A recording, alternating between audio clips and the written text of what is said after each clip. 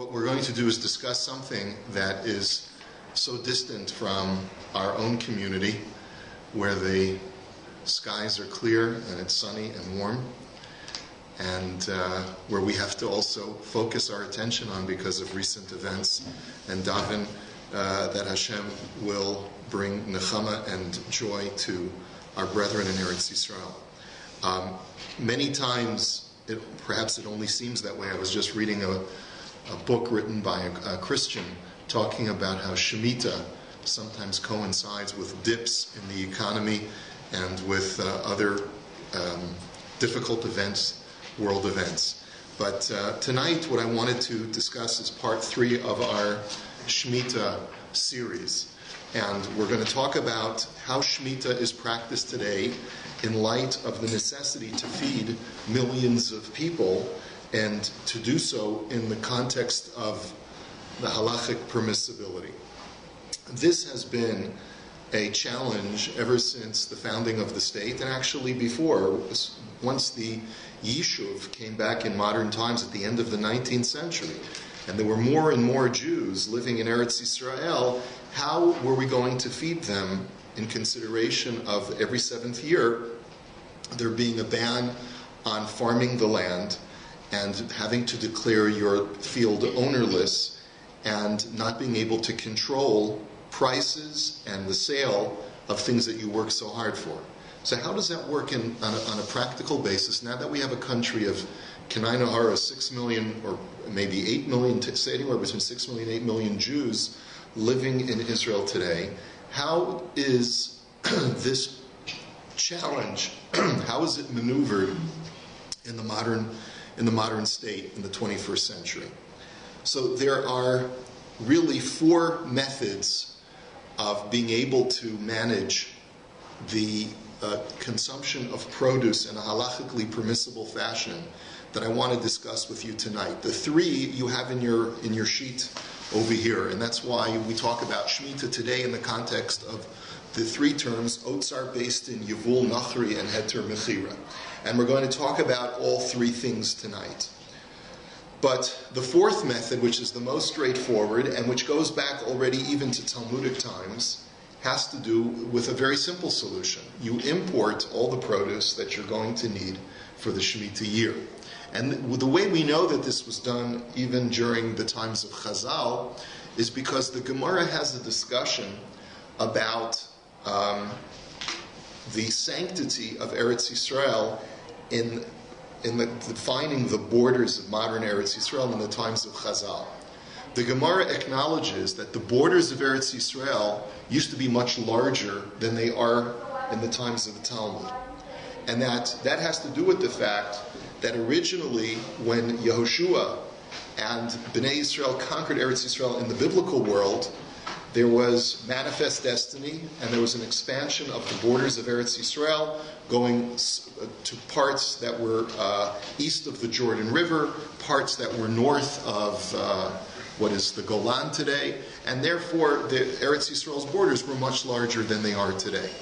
And yet, when the Jews were exiled, and they came back 70 years later in the times of Ezra, and they retook the land, they had to re-sanctify it according to the Gemara.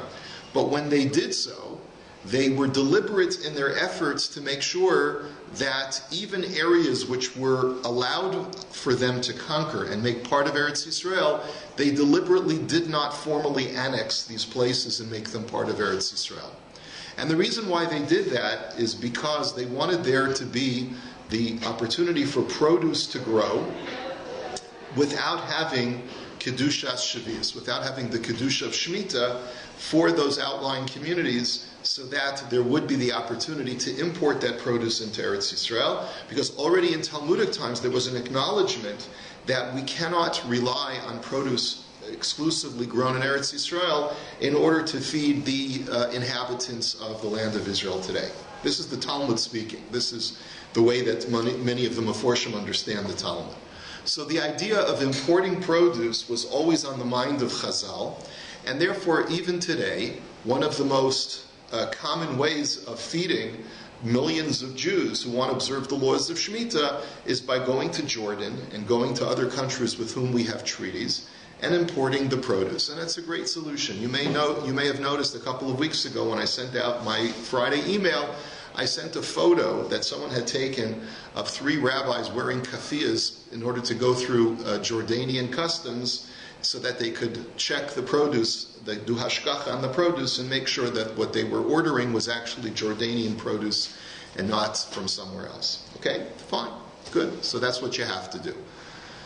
Now, there's only one problem with that solution. What's the problem with that solution? Expensive. Well, for one thing, it's expensive.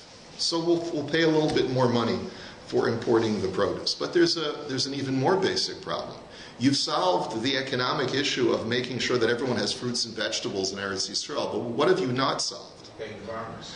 We have a whole agricultural economy in Eretz Yisrael that's going to be laid to waste if all we do is ignore that portion of the economy during the 7th year.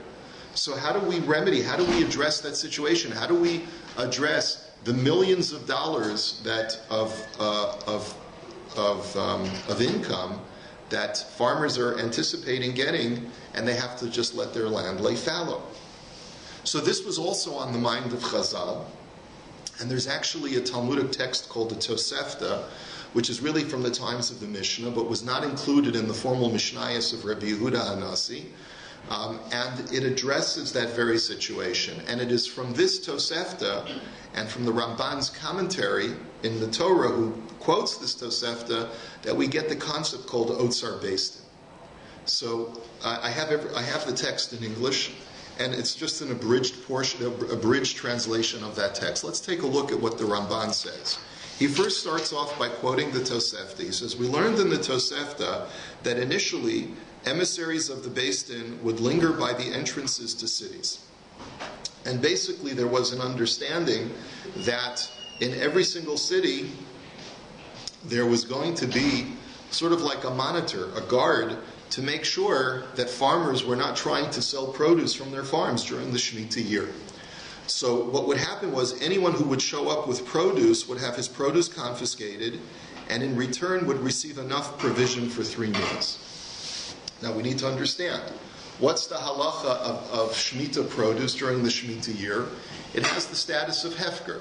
You're not allowed to buy or sell Shemitah produce for money. In other words, you can sometimes barter for it, you can barter other goods, but you can't sell for cash Shemitah produce. So if a guy came with a wagon load of tomatoes or a wagon load of apples and he came to the city, then the representative of the Beis Din would say, okay, thank you very much, we're going to be taking your produce, we're going to be putting it into the silos that are manned by our Beis Din representatives, and that's where the produce will be stored for the rest of the Shemitah year.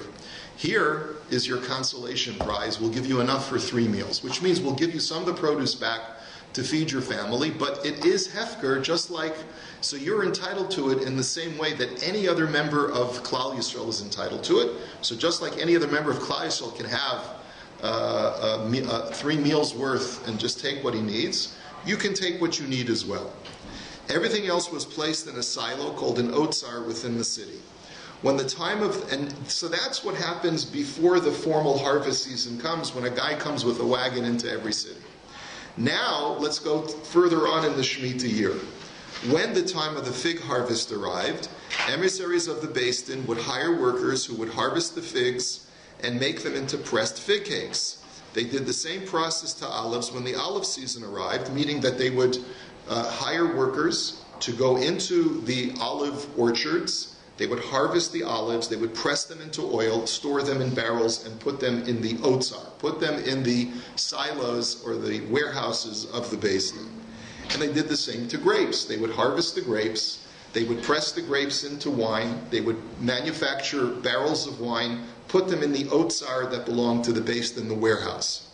They would then make a weekly distribution from the silos to the members of the city. So, and this is what they did. They basically delivered for free all of these goods. There's no indication that there was any compensation offered by the members of the community. This is all the Tosefta tells us.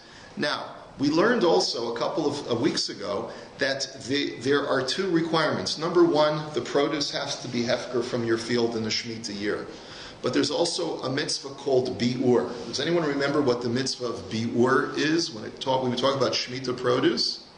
You can't consume it after the harvest season has finished for that. Well, not that you can't consume it, but you cannot store it in your home once it is no longer available out in the field to the animals.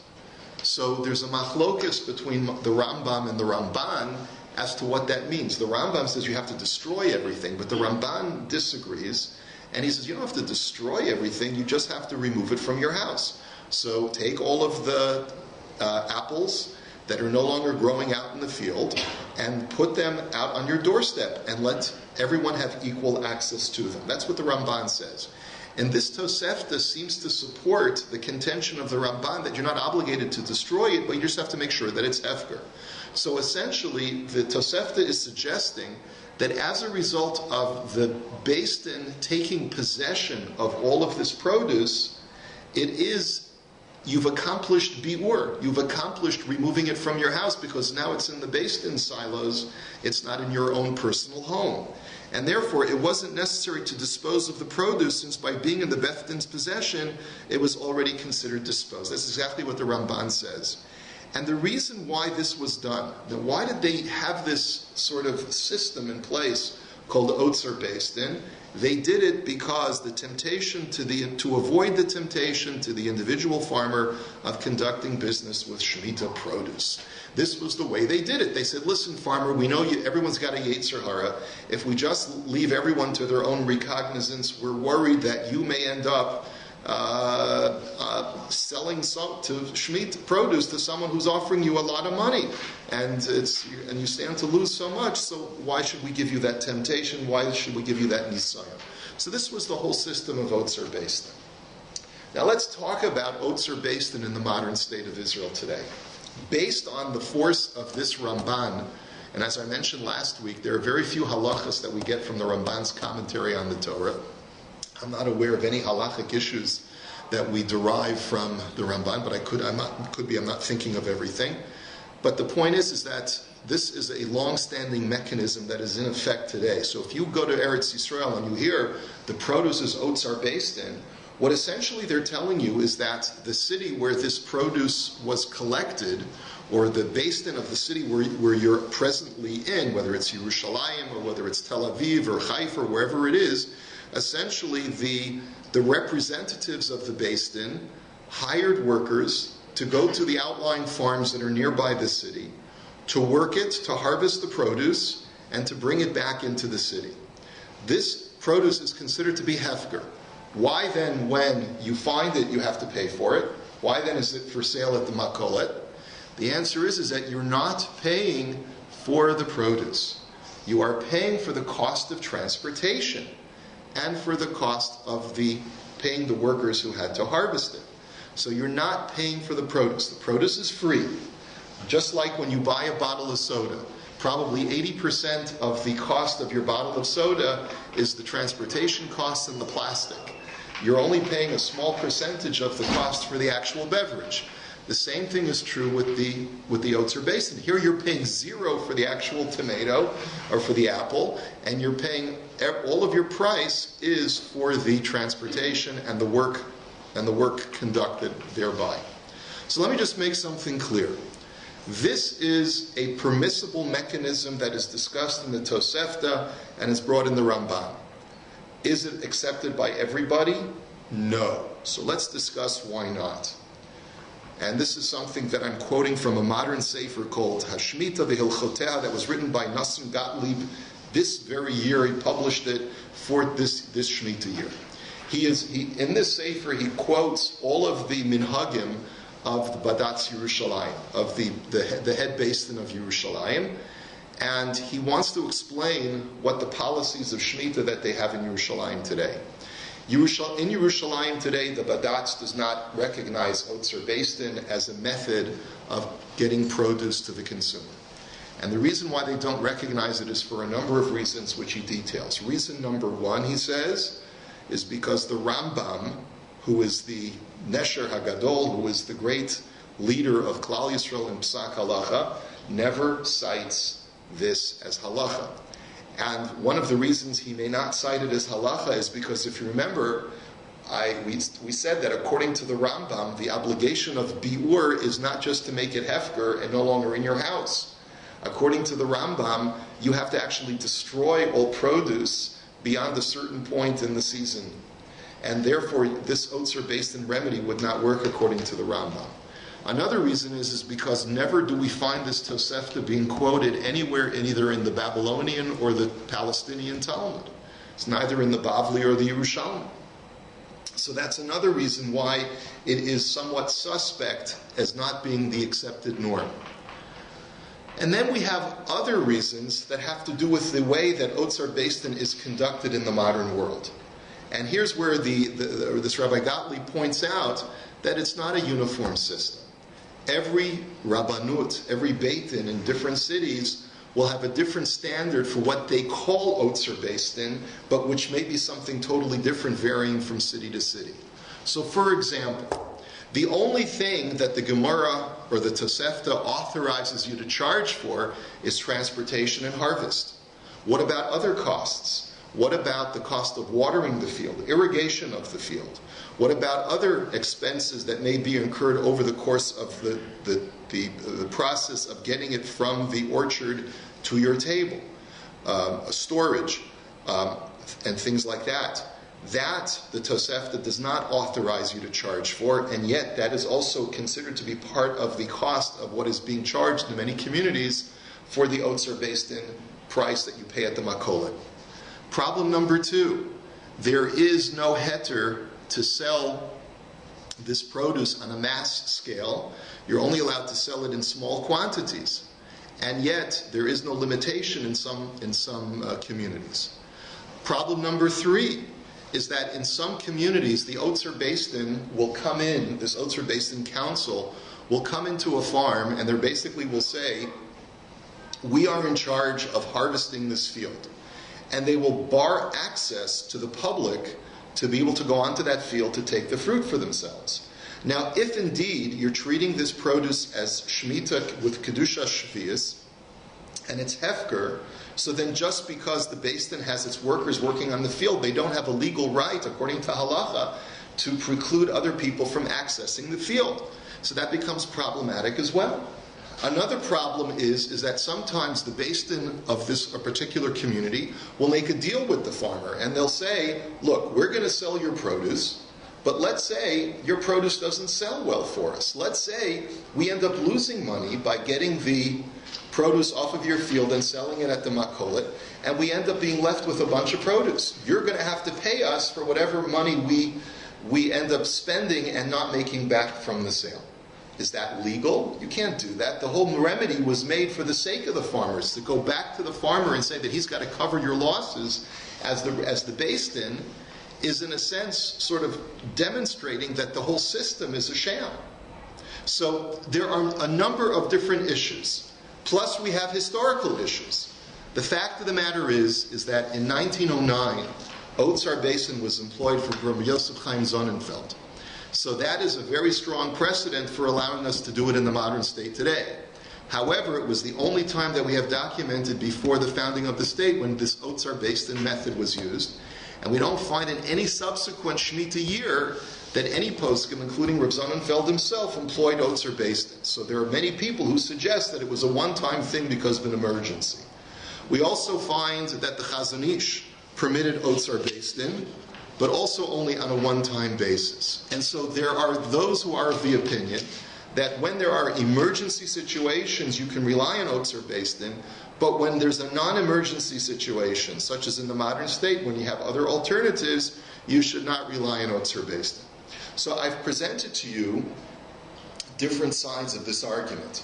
And there's definitely reason to be lenient, but there's also reason to be machmir on Otzar Beis Din produce. And beyond that, you also have to understand that just like every single city in Eretz Yisrael has a different rabbanut with a different set of chumras, with a different set of standards, of kosher standards. So too, it turns out that every Beis Din, every community has a different method of what they call Otzar Beis Din.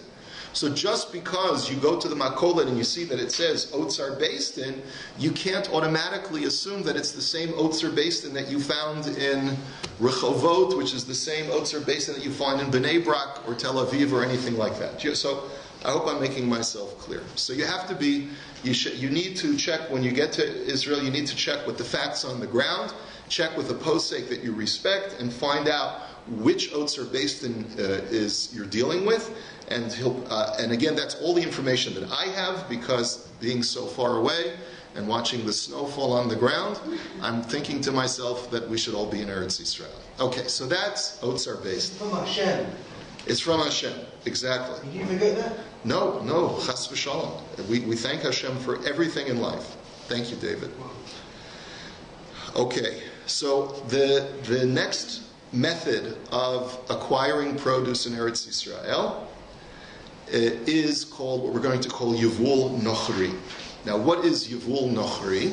Yevul Nochri states that if there is a non-Jew that owns real estate in Eretz Yisrael, then his produce that grows under his ownership and under his tutelage does not have Kedushas Shavias, does not have the Kedusha of Shemitah, and therefore there are no limitations in the ability to purchase that produce or in the ability to keep that in your home beyond the expiration date of Shemitah produce, beyond the Zman of Biur. So this is based on a couple of statements from the Rambam. The Rambam in Hilchos Trumos, and you have it here in English, says that a Gentile who purchases real estate in Eretz Yisrael has not removed it from mitzvos, and it retains its holiness, such that if a Jew buys the same land from the Gentile, it is not considered an individual conquest, but is rather obligated in the laws of tithes and bikurim and first fruits. It is considered as if it had never been sold to the Gentile in the first place. Now, what the Kesef Mishnah points out is that what this means is that only after a Jew takes possession of real estate that had been previously owned by a Gentile does the land go back to its Kedusha. But while it is owned by the Gentile, it does not have Kedusha Shvius, and therefore it would not be subject to Trumas and Maasros, and by extension it doesn't have Kedusha Shvius. We have a similar statement by the Rambam in Hilchos Shemitah in chapter 4, where it says, if a Gentile purchases real estate in Israel and then plants in it during Shemitah, the produce is permitted. For the rabbis only forbade sefichin growth to prevent sinners from sinning, but since Gentiles have no commandments regarding Shemitah, there was no need for the rabbis to step in with a decree. Now, what this essentially means, at least according to the Kesef Mishnah, which is Rav Yosef Karo of the 16th century, the author of the Shulchan Aruch, is that we learned previously that there was a rabbinic ban on Shemitah produce even when it grows on its own. Even when you didn't plant the Shemitah produce yourself, but it just grows on its own, there is a certain type of produce called sfichin, and sfichin are those crops that grow, that have to be planted perennially, that you have to plant every season, every year you have to replant wheat, you have to replant legumes, beans, and other kinds of produce. Anything that you have to replant on an annual basis is called sfichin, and therefore, even if you planted it before Shemitah, or even if it grows on its own during Shemitah, it's asur midrabanan, lest people be tempted to grow on their own things and cultivate the fields during Shemitah. When they see that these things are growing and are being harvested during Shemitah, they'll think that people planted them during Shemitah, and therefore it's permitted. So the Rambam tells us a very interesting thing. He says that's only true if it was growing in the field of a Jew. But since, there's no Kedusha Shvius, there's no Kedusha to the real estate that's owned by a Gentile in Eretz Yisrael, so the produce does not have the status of Shemitah produce, there is also no reason to decree, midrabanan, a rabbinic decree, that we should forbid it because of Maras Ayin. because of sfichin, lest the person come to think that he can plant during Shemitah if we let you have the wheat of this field. Why? Because that's only when it's Jewishly owned. Because one farmer will say, oh look, there's Yankel's farm and we're harvesting it, so I'm no different from Yankel, so I'll plant my wheat also during Shemitah. But if it belongs to a non-Jew, then there's no such fear, and therefore the Rambam says that neither midioraisa does it have kedusha shvius, nor midrabanan does it have kedusha shvius. This is the way that Rav Yosef Karo understands the Rambam. That the Rambam is perfectly consistent both in Hilchos Trumos and in Hilchos Shemitah. That it is while it's in the possession of a non-Jew, it has no kedusha whatsoever. But if a Jew were to purchase it afterwards, it reverts back to its original state of being part of what was formerly conquered by the entire Jewish people. Now, what the ramifications of this are, is that according to the Mechaber, according to Rav Yosef Karo, it is perfectly legitimate. This is what we call Yevul Nochri, produce that is from a Gentile's farm. It is therefore perfectly fair game that if you go to Nablus or to Ramallah, and there are farmers there, and they own real estate there, and they harvest it, and they want to sell it to the Jews, it's perfectly fine, it's perfectly kosher produce, it doesn't have any of the kedusha of Shemitah on it. And it's on that basis that many people permit Yevul Nochri, even when it grows in what we know to be Eretz Yisrael proper. However, there's a problem with that, because there was a contemporary of Rav Yosef Karo, whose name was Rav Moshe ben Yosef Trani, also known as the Mabit. He also lived in the 16th century, and he also lived in Eretz Yisrael, and he also served sometimes in this very same Beis Din as Rav Yosef Karo, and he paskined that he has a totally different understanding of the Rambam completely, to the point where he understood the Rambam to mean that during the Shemitah year, the produce does have a certain level of kedusha. It has to be treated as Shemitah produce, and you're therefore not ameliorating anything just because it's owned by a Gentile. It still is limited by kedusha shvius. And as a result, the Mabit paskind that there's no heter of what we call Yevul Nochri. This has been a long-standing machlokes between the Mabit and the Beit Yosef. There's no question that Sephardim today completely paskin like the Beit Yosef, Rav Yosef Karo, and therefore it's perfectly permitted for Sephardim to rely on this heter of Yevul Nochri. Less clear is how individual Ashkenazi poskim are going to come down on this issue. So therefore, if you hear people saying that they're not happy with Yevul Nochri, you'll understand it is because of the opinion of the Mabit, the contemporary of Rav Yosef Karo, the Beit Yosef. Okay, that's number 2. And finally, number 3, we get to what's known as Heter Mechirah. Now, Heter Mechirah takes the whole concept of Yevul Nochri one step further. And it says, working on the Heter of Rav Yosef Karo, that land that is owned in Eretz Yisrael by a Nochri, by a non-Jew, the produce that grows on it does not have Kedusha Shvius. We can do a very simple mechanism, just like we do before we sell our chametz on Pesach. Right? Or when we sell our chametz on Pesach, what do? The Torah tells us that I'm not allowed to own chametz on Pesach. So what if I have a warehouse full of very expensive alcohol or grain products, and I don't want to have to dispose of it all before Pesach? What do? I sell it to a goy. And when I sell it to a goy, the goy does not have to take physical delivery of the goods. All we have to do is do a contract. The goy has to make a kinyan, showing that he is the legal owner, and it can remain in my warehouse, and I just have to give him the key. And I can even have my workers in the warehouse over Pesach under certain circumstances, which even though there's a clear demonstration, my name is on the warehouse, and it says Joe's Chametz, or Yankel's Chametz, nevertheless, since it legally belongs to the Goy, I'm not in violation of the halacha of Bal Yeroel, Bal Yimotze, of having Pesach in my Chametz in my possession on Pesach. So the argument goes like this: do the same thing for Shemitah.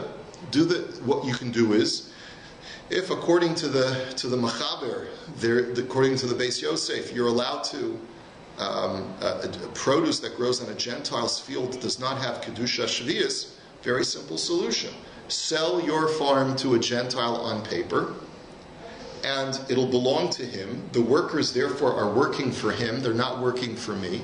We'll do whatever intricate paperwork that we need to do, and then I'll be able to profit off of the produce that belongs to the Gentile. We'll work out some kind of financial compensation, but in that way, the produce will not have kedusha shvius, and everyone will be happy. We'll be able to provide not only for the farmers who are the normative owners of these properties, because they'll be able to benefit from their farms over Shemitah, but we'll be able to provide for an entire country the necessary needs of their produce without having to import and without having to resort to more dire remedies of actually going to farms that are actually owned by Arabs. We can therefore do it this way.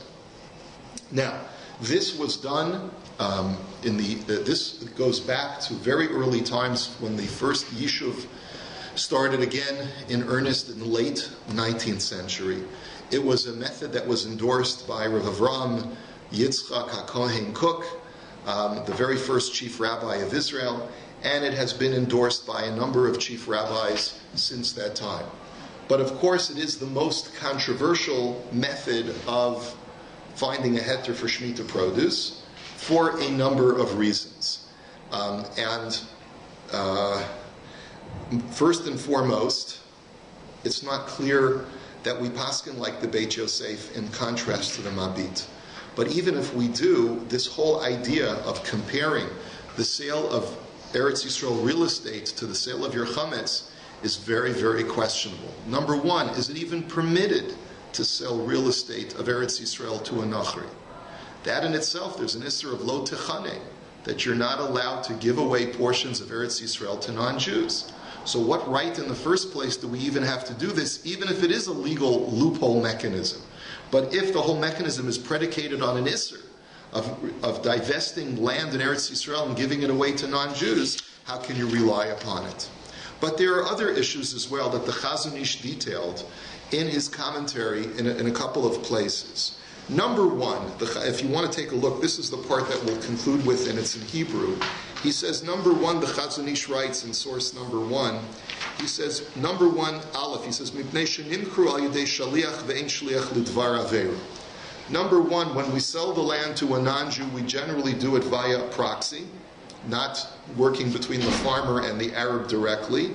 Usually the Rabbanut will handle it for you, they'll handle all the paperwork for you.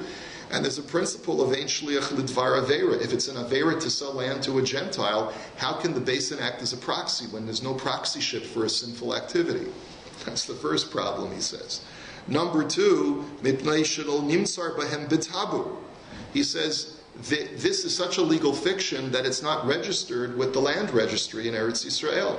The land registry in Eretz Yisrael is called tabu. That's the name that it's had for centuries. And it is a formal registry of all, let's say, title ownership. What do they call that in Canada? I don't even know what it's called. But you have to, whenever you sell a property, you have to register the new title owner with a central office, Canadian office, right? Yeah. That's not done. We don't do that. We don't change the ownership in the tabu office in Eretz Yisrael when we rely on Heter Mechirah. V'im haya ha'aravi tovea lekayem hamekach. And let's say an Arab at some point says, hey, the farm is mine, you get off my land. Hayu omrim lo, kach dinchem de below rishimat tabu lo kana. They would not honor his claim. He said, because they'll say, look in the registry, the land doesn't belong to you. So that's the second problem, the Chazon Ish says. And the third problem is mipnei shebelev kol adam she'eno kinyan be'emet. Everyone knows that this is not a legitimate sale. He says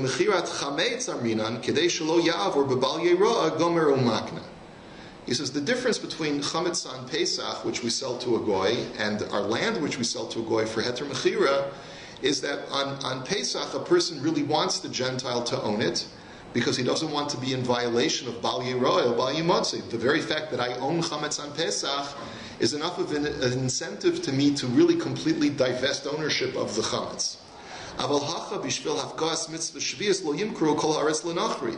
But this is not the same incentive. There's no isser for me to own property during the Shemitah year. So I'm not actively divesting in my mind ownership of the land, and it's a very, very expensive piece of real estate. So realistically, it's not something that is as comparable to divesting ownership of my few $100s worth of chametz. And furthermore, the Chazon Ish says, psychologically, wouldn't a Jew want to observe Shemitah more than selling his land to a goy in Eretz Yisrael? So with this, the psychology of Pesach, of selling your chametz, is there's no isser in selling chametz to a goy before Pesach, and it's only a positive. All I want is to make sure that I don't own chametz on Pesach. So that's a much easier mechanism to see working. But over here, number one, how can I possibly divest ownership of my whole property and give it away to a goy? After all, it's Eretz Yisrael. And don't I want to fulfill the mitzvah of Shemitah? So the whole psychology is different. There's a certain reluctance of that for the farmer who's relying on Heter Mechirah that doesn't exist when it comes to selling your chametz. And beyond that, there are other arguments which I'm going to show you as well. Source number 2, and this is what we'll finish with. This was published in a publication in Tafshin Lamed Tet, which is 1979. Okay, so it's an old publication and this is Rav Binyamin Mendelssohn, the Rav of Komemius, who authored this is just a short synopsis of a much longer discussion as to why the Heter Mechirah is problematic. The first part of it, he quotes both the Chazon Ish, and he also quotes the Ger Rebbe. And first of all, he wants to point out that both the Ger Rebbe and the Chazon Ish both held that there was an absolute mitzvah of Yishuv Eretz Yisrael Bisman Hazeh, so that no one should think that the difficulties and challenges of observing Hilchos Shmita and Hilchos Trumas and Maasros should be a deterrence for people to make Aliyah. Adarabah, there's a mitzvah today of Yishuv Eretz Yisrael, and despite these adversities and challenges, a person should do whatever he can to fulfill the mitzvah of Yishuv Eretz Yisrael. But then he writes as follows. If you look at the paragraph that says Gam Shamati, it's about a little bit more than halfway down in this print. He says Gam Shamati shekasher maron admor migor biker po bishnas hashvius v'hizkiru lefanav es inyan heter hamachira amar az. I recall that when the Ger Rebbe visited Eretz Yisrael and they told him that farmers are relying on the Heter Mechirah, he responded as follows: HaTorah rotzah sheyishmeru shemitah v'hei mamtziim eitzah eich lo lishmor. He says the Torah wants us to observe Shemitah, and these are people who are providing us with an eitzah about how not to observe it. He also gave another reason why it's not analogous to the sale of chametz to a goy before Pesach.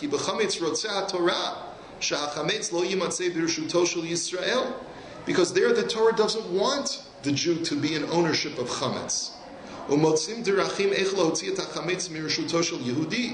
And that's why we find whatever methods we can to fulfill the will of Hashem, the will of the Torah.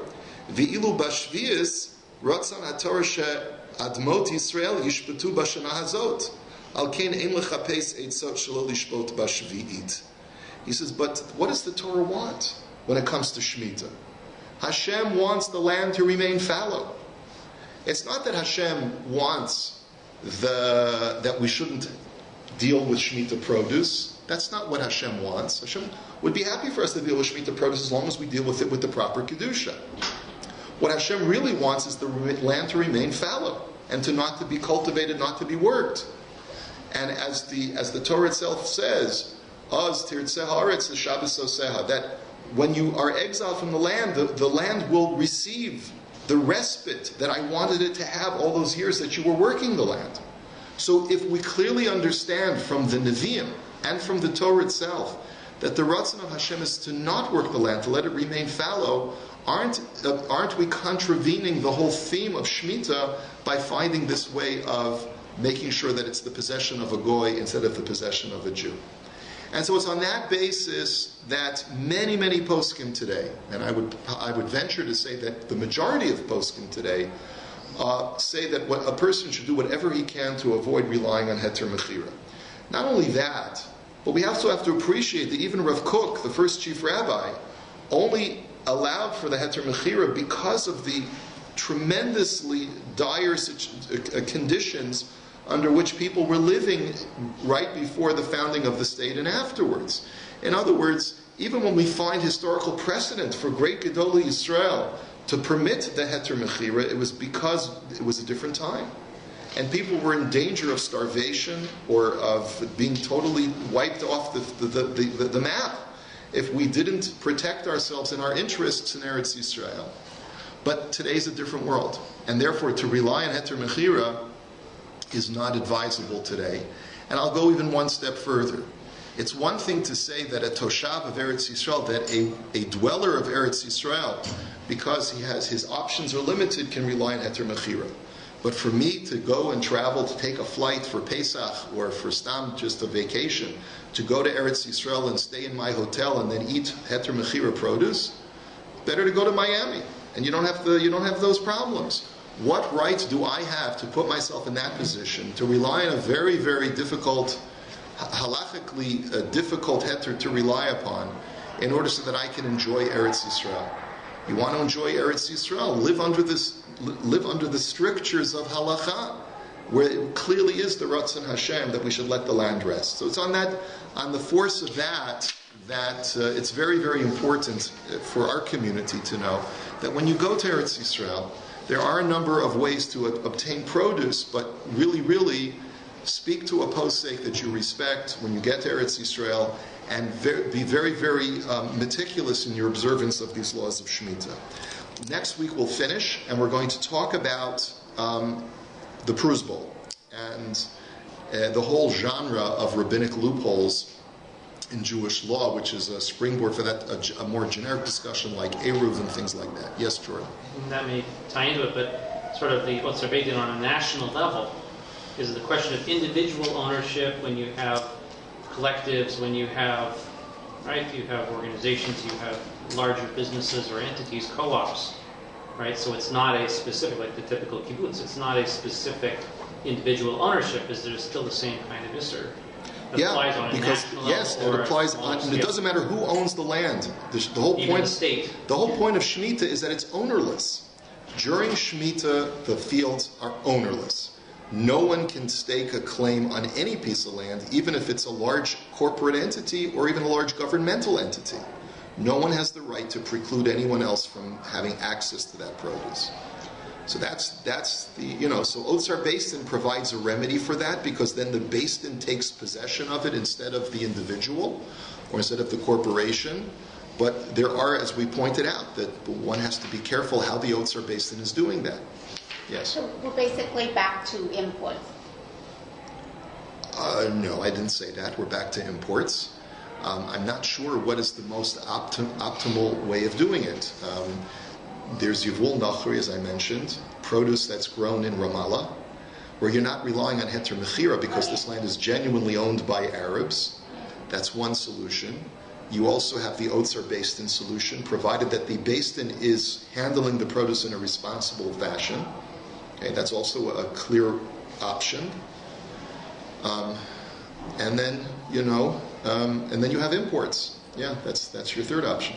I was just wondering, the Otzar Beis Din, the workers who are working the land, are they Jews? Can they be Jews? They can even be Jews. As long as they're not compensated by the farmer, they have to be compensated by the Beis Din. For labor. For labor. But right. That comes from the sale of the fruit, right? Where does the money come to pay? Yeah, it'll come from the sale of the produce. Yeah, but that's not originally the way it was done. Originally, the way it was done in the Tosefta is that the community pitched in to give a war chest to the Beis Din so that they could pay for these workers. Today, we pass that on to the consumer. That's another question as to whether that's such a proper thing to do. Yeah, David. At a time like this, when the world is so anti-Israel, is there any way that we, living in Torah, as you said, come Pesach, come things like that, but not to find a way to go to Israel instead of Miami? Is there like any? Oh, for sure. Listen, we've organized the mission to Israel. We're going. We're going to encourage people to go to Eretz Yisrael. Right. So My point is, don't go to Eretz Yisrael and rely on Heter Mechirah. Treat the land with the respect and the dignity that HaKadosh Baruch Hu has asked us to. Right. And don't rely on Heter Mechirah. Go to Eretz Yisrael. Enjoy the Shvitat Haaretz. Right. To buy from the Arabs, like right now, I wouldn't want to support. Okay, so buy from Jordan. If that disturbs you, everyone has to do what their conscience tells them to do. Yeah. Let's give them the Arabs. Yeah. We do what the Arabs. We have to try and protect ourselves from the Arabs and make sure that this doesn't happen again. Okay, everyone, thank you for coming. We'll finish off Mirza Shemittah Series.